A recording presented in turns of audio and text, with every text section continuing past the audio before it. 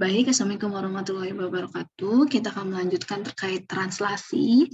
Jadi secara matematis translasi dapat didefinisikan bahwa suatu fungsi G itu disebut dengan geseran apabila ada ruas garis berarah AB, sedemikian sehingga untuk setiap titik P berlaku GP sama dengan P aksen dan ruas garis PP aksen sama dengan ruas garis AB, yang berarti sama dengan geseran dari AB.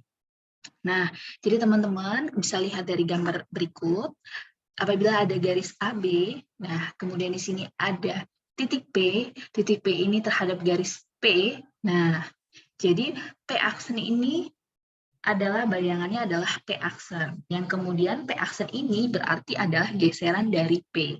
Nah, geseran dari P ini berarti, yang berarti apa? Yang berarti bahwa bisa kita lihat kalau panjang AB itu sama dengan panjang ruas garis PP aksen, yang berarti GAB sama dengan GABP. Gitu.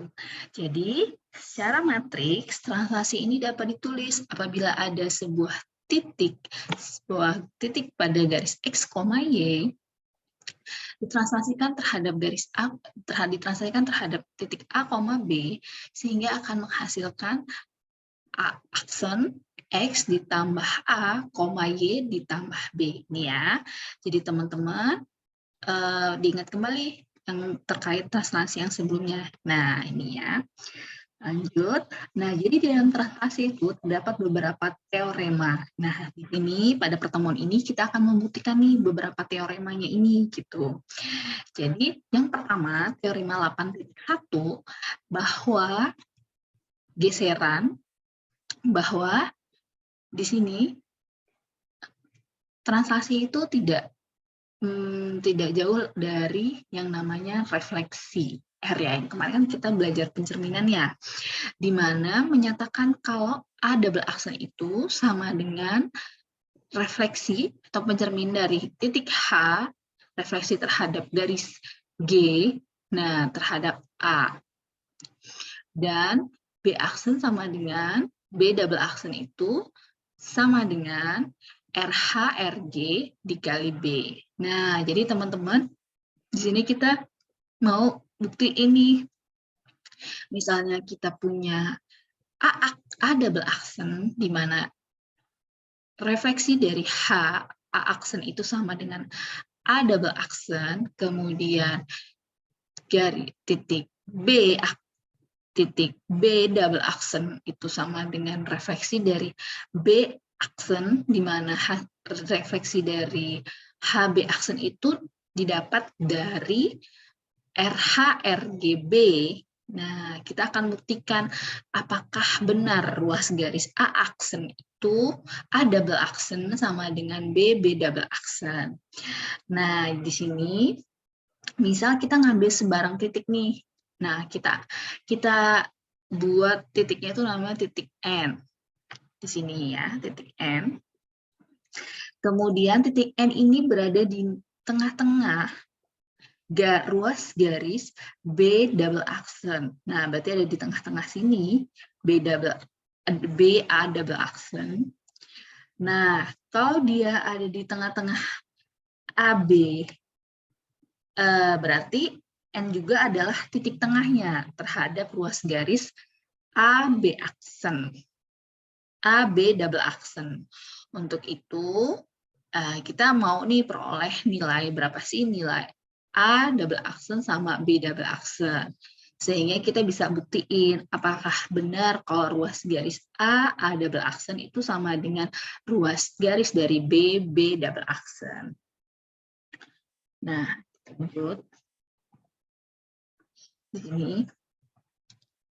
Nah, misal kita ambil sebuah garis titik, yaitu titik P, di mana titik P ini bukan anggota dari H, jadi dia ada di sini ya garisnya. Nah, terus sehingga kita peroleh refleksi dari P aksennya, refleksi dari P-nya adalah P aksen ya. Sehingga kita peroleh garis P aksen yang memotong sumbu Q, yang memotong H di Q. Ya. Kemudian H itu, nah ini kembali lagi ingat di konsep dari kemarin terkait yang memotong sumbu K, memotong sumbu X, yang X-nya sama dengan K. Nah, rumusnya diingat. Nah, kemudian kita buat X sama dengan K dan PXY, maka QXY. Nah, karena QXY dan PXY, maka dimisalkan P aksen sama dengan X aksen, Y aksen. Sehingga diperoleh persamaan ini nih. Nah, jadi ingat rumus yang kemarin terkait X sama dengan K untuk merefleksikan ya, refleksi di X sama dengan K, dibuka lagi. Kemudian ketika dia ada di sumbu Y, nah ini rumusnya juga dimasukkan. Nah, sehingga kita peroleh persamaan nih. Persamaannya adalah Q sama dengan X aksen ditambah X per 2, Y aksen ditambah Y per 2. Kemudian, sehingga Q ini kita ubah persamaannya menjadi X, Y. Nah, jadi sama dengan X aksen ditambah X per 2, Y aksen ditambah Y per 2. Sehingga dari persamaan ini kita peroleh nih nilai K-nya berapa, nilai Y-nya berapa. Kemudian kita substitusikan sehingga kita memperoleh nilai X aksen dan Y aksen. Jadi dapat disimpulkan untuk nilai P aksen Y sama dengan X aksen, Y aksen sama dengan 2X min X, 2X min X, Y. Karena garis G adalah sumbu koordinat Y, nah garis G sumbu koordinat, nah ini sumbu koordinat Y, maka kita memperoleh nih bahwa PXY, nah refleksi terhadap garis G terhadap P, nah sama dengan min X, Y. Nah ini ya. Kita ingat lagi kembali ke rumus pencerminan. Nah ini kan yang ini. Nah silahkan diingat. Nah ini ya. Jadi dapat disimpulkan kalau refleksi H RHRGP sama dengan RHRGP. Nah, ini RH-nya min X, Y. Nah, ini diselesaikan dulu. Nah, kemudian RH-nya, nilai dari RH-nya adalah 2K min X, Y. Nah, ini ya, 2K min X, Y. Kemudian sehingga menghasilkan 2K plus X, Y. Nah, ini. Oke. Kemudian kita udah buktiin yang titik yang RHRGP. Nah, dari RHRGP ini, nah kita tadi dapat nilai 2X ditambah X, Y. Kemudian kita masukkan, jika A itu kita ibaratkan A1,A2 dan B itu B1, B2, maka kita buat A double aksen itu sama dengan RHRGA di sini. Nah, kita ganti nih nilai A-nya menjadi A1, A2. Kemudian dimasukkan sehingga kita peroleh persamaan 2X plus A1, A2. Bagaimana dengan B double aksen? Nah, B double aksen juga sama kasusnya. Kemudian kita memperoleh nilai 2X ditambah B1, B2. Tadi karena kita mengambil N itu adalah merupakan titik tengah dari ruas garis AB double aksen. Nah, sehingga kita pakai rumus ini nih untuk menentuin titik tengahnya. Nah, ingat di rumus tengah putaran ini. Nah, kemudian kita masukkan nih nilai setengah putaran tadi. Nah, kita punya persamaan SNA sama dengan ruas garis A double aksen. Nah, dari sini, kemudian ruas garis AA double aksen sama dengan kita masukkan nilainya persamaannya, yaitu 2nx min A1, 2ny min A2. Kemudian kita keluarkan angka 2-nya. Nah, si nx-nya tadi apa yang kita dapat? Nilai dari nx-nya atau x-nya. Nah, ini 2x ditambah B1, B1 ditambah A1 per 2 dikurang A1 dikali 2. Nah, ini B2 ditambah A2 per 2. Nah, ini diperoleh dari sini. Nah, nanti dicari. Nah, ini ya rumusnya. 2x ditambah B1. Nah, nilai n-nya. Nah, x, y-nya ya. Nah, 2x ditambah B1 ditambah ini kan bisa dihilangkan. Nah, ini juga sehingga kita menghasilkan 2x ditambah B1, B2. Ini bisa dihilangkan. Jadi terbukti kalau nilai dari ruas garis A aksen itu sama dengan B double aksen, sehingga diperoleh ruas garis B double aksen. Nah, jadi terbukti ya. Oke, teoremanya terbukti. Kita lanjut. Nah, teorema 8.2 mengatakan kalau apabila ada garis AB itu sama dengan ruas garis CD, maka geseran dari AB sama dengan geseran dari CD. Ya, jelas kan? Tadi dari gambar awal saja kita sudah bisa membuktikan ya. Nah, jadi di sini kita ibaratkan garis A ke B. Nah, A-nya kita sebut X, sedangkan B-nya adalah X1. Kemudian C sama dengan X, dan D sama dengan X2. Nah, jadi nilai dari geseran ABX sama dengan X1, kemudian ruas garis AB sama dengan XX1. Nah, di sini ruas garis CD kita ubah sama dengan X2, ya kan? Ruas garis CD. Nah, jadi ruas garis CD sama dengan XX2. Nah, ruas garis AB sama dengan ruas garis CD, XX1 sama dengan XX2. Nah, ini X yang bisa dihilangkan sehingga nilai dari X1 sama dengan X2. Jadi terbukti nih terbukti kalau geseran AB sama dengan geseran dari CD. Oke, lanjut.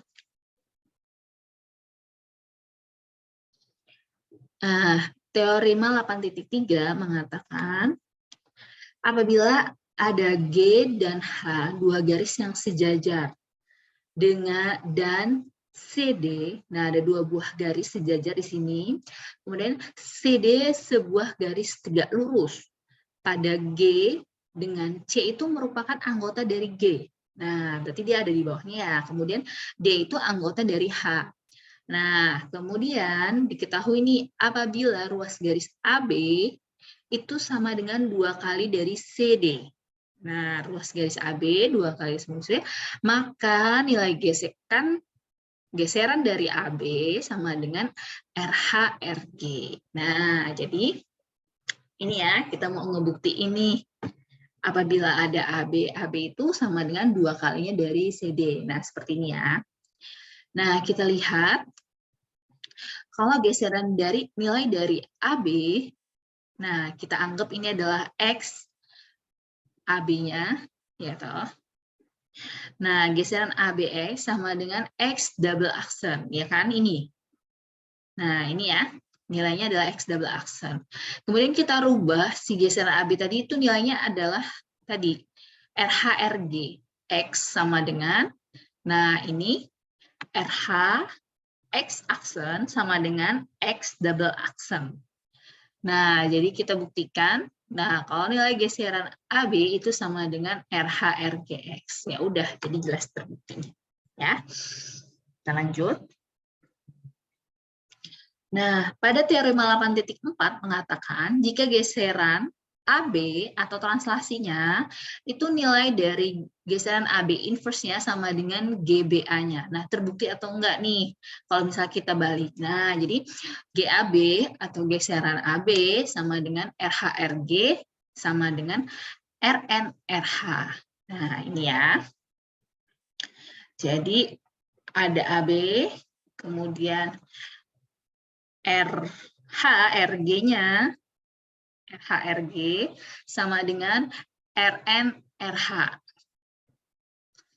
RN, RH. Nah, sedangkan kalau geseran BA itu RH, RN sama dengan RG, RH. Ya, jadi geseran AB inverse sama dengan RH, RG inverse, di mana nilai RG inverse dikali RH inverse. Nah, ini ingat ya konsepnya. Kemudian itu akan sama dengan RG dikali RH. Nah, nilai RG dikali RH ini toh sama dengan RG RH ini sama dengan G geseran dari BA. Nah, nilai dari geseran AB inverse terbukti kalau sama dengan GBA.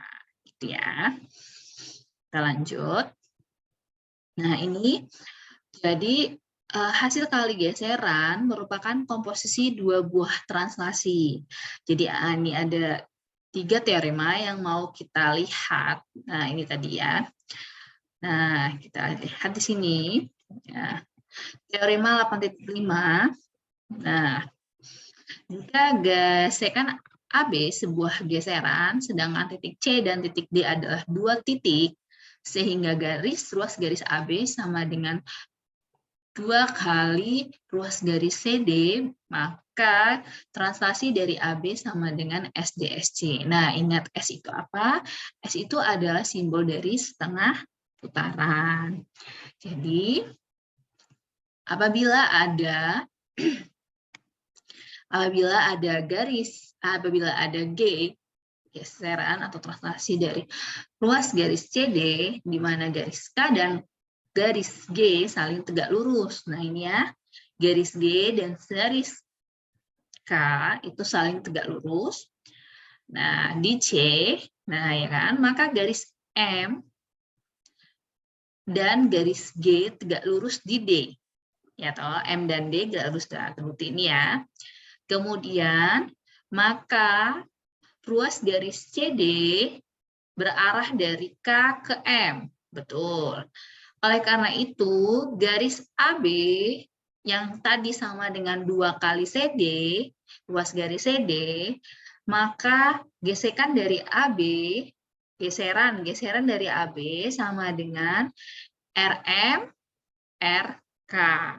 Ya, RM, RK. Sedangkan SD-nya sama dengan RM, RG. SD-nya RM, RG. Nah, dan SC-nya RG, RG, dan RK. Sehingga SDSC-nya atau setengah putaran D dan titik C-nya ya, sama dengan RMRG dikali RG dikali RK.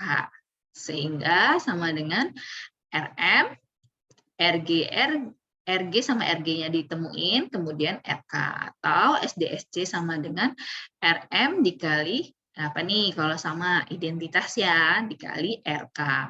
Nah, terbukti nih, jadi sama dengan RM, RK. Maka, geseran dari AB itu sama dengan SDSC-nya. Ya, jadi terbukti. Kita lanjut. Nah, ini pada teorema 8.6 mengatakan kalau komposisi adalah suatu geseran atau translasi dan suatu setengah putaran adalah suatu setengah putaran. Nah, jadi misalkan kita mengambilkan suatu geseran atau translasi dari titik AB, garis AB, dan titik C, sebuah titik sembarang. Andaikan titik E itu tunggal, sehingga ruas garis CE sama dengan ruas garis AB. Andaikan D itu ada titik tengahnya dari CE, maka ruas garis CE sama dengan 2 kali dari ruas garis CD. Jadi dapat disimpulkan, geseran dari ABSC itu sama dengan SDSC. Nah, tadi ya, geseran AB-nya SDSC. Kemudian dikali SC sama dengan SDSC. Nah, SD, SC, SC dikali SC adalah sebuah identitas, maka hasilnya adalah SD. Jadi terbukti kalau geseran dari A, B, SC itu adalah SD. Nah, ini teman-teman dipahamin kalau nilai dari setengah putaran dari titik C itu sama dengan C itu sendiri. Setengah putaran dari C itu adalah C itu sendiri, yaitu dengan refleksi G dikali RK. Refleksi G dikali RK untuk si C. Sedangkan untuk setengah putaran pada titik D, nah itu adalah refleksi terhadap titik M dan refleksi terhadap titik G. Nah ini, nah sehingga jadilah garis D, gitu ya, untuk teorema 8.6. Kemudian untuk teorema 8.7, nah, hasil kali dua translasi adalah translasi. Ya jelas, ya nggak sih? Apabila ada ruas garis CD sama dengan ruas garis BA, maka translasi AB dikali translasi CD sama dengan translasi AB dikali translasi BA, itu sama dengan identitas dikali identitas.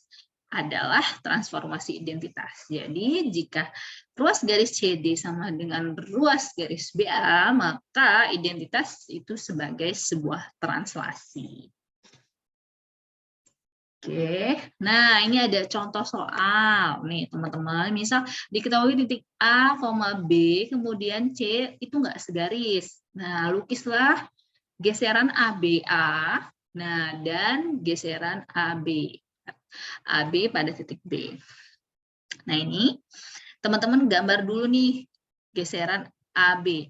Tadi kalau definisi geseran dari ABA itu apabila ada titik A, ya kan? Nah ini kita buat di sini B-nya, ya, atau ini A aksennya. Nah B-nya, nah itu geseran dari nilai AB-nya adalah A aksen sendiri, ya di sini. Kemudian dan GAB. Nah jadi dan GAB-nya dari sini. Kemudian kita teruskan, ada garis GAB-nya. Jadi dibuat garis AB, di mana A titik pangkalnya dan ujungnya adalah B di titik ujungnya. Ya, garis AB, B sama dengan B aksen. Kemudian lukislah garis GAB, geseran AB pada titik C. Nah ini, jadi teman-teman buat garis AB, kemudian di sininya C aksen, yang kayak tadi ya, yang tadi di awal.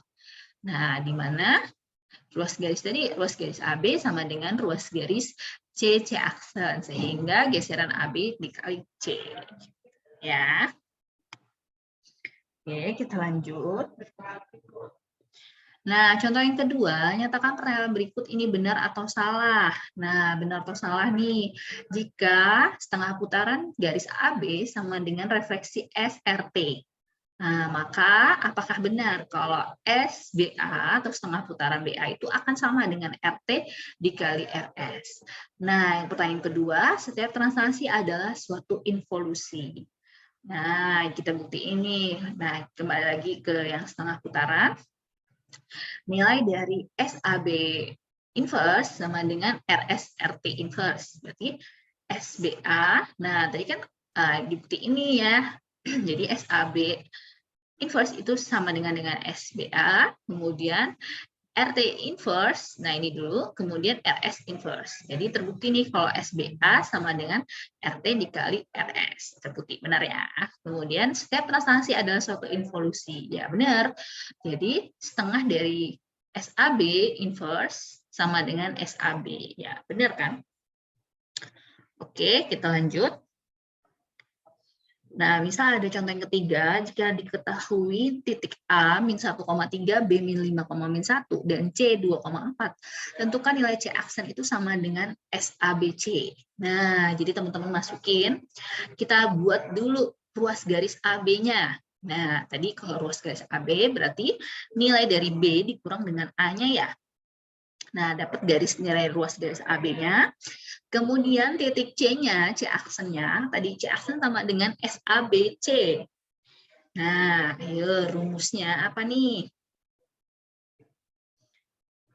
2,4 ditambah min 4. Min 4 sama dengan min 2,0. Nah, Jadi nilai dari C-nya dulu nih. C-nya dimasukin, 24-nya, kemudian ditambah dari min 4, min 4 sama dengan min 2,0. Jadi nilai dari C aksennya sama dengan SABC bahwa nilainya adalah min 2,0. Nah, ini dua buah ya ini, nggak salah. Oke. Stop share. Kita stop.